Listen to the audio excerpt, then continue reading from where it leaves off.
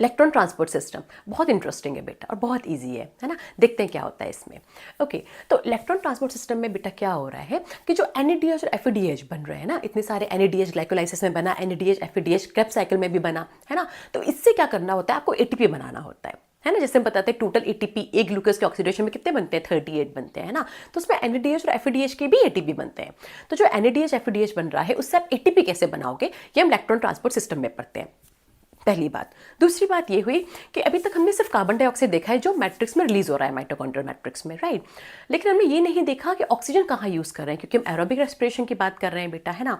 तो aerobic respiration में Krebs cycle और इलेक्ट्रॉन ट्रांसपोर्ट चेन दोनों चलता है, लेकिन हमने अभी तक ऑक्सीजन को यूज़ नहीं किया। तो दूसरी बात क्या है, हम ये देखेंगे कि यहाँ पर ऑक्सीजन का कहाँ पर यूज़ हो रहा है। तो इलेक्ट्रॉन ट्रांसपोर्ट सिस्टम में हम दो चीज़ें पढ़ेंगे, एक तो NADH FADH से ATP बनाएंगे और दूसरा हम देखेंगे कि ऑक्सीजन कहाँ पर यूज़ हो रही है। तो इलेक्ट्रॉन ट्रांसपोर्ट चेन माइटोकॉन्ड्रियल के इनर मेम्ब्रेन पर हो रही है। इनर मेम्ब्रेन पे बहुत सारे एंजाइम कॉम्प्लेक्स होते हैं। एंजाइम कॉम्प्लेक्स क्या होते हैं, ग्रुप ऑफ इलेक्ट्रॉन कैरियर्स होते हैं, है ना। इलेक्ट्रॉन कैरियर्स के ग्रुप को एंजाइम कॉम्प्लेक्स बोलते हैं। एंजाइम कॉम्प्लेक्स 4 टाइप्स के होते हैं, 1 2 3 एंड 4, ठीक है। जैसे हम NADH FADH से ATP बना रहे हैं ना बेटा, तो NADH डिहाइड्रोजनेज पहला कॉम्प्लेक्स होता है, लाइक सेकंड वाला कॉम्प्लेक्स होता है FADH डिहाइड्रोजनेज, ठीक है। तो इस टाइप के कॉम्प्लेक्सेस होते हैं जो अरेंज होते हैं इंटर माइटोकॉन्ड्रियल मेम्ब्रेन पे।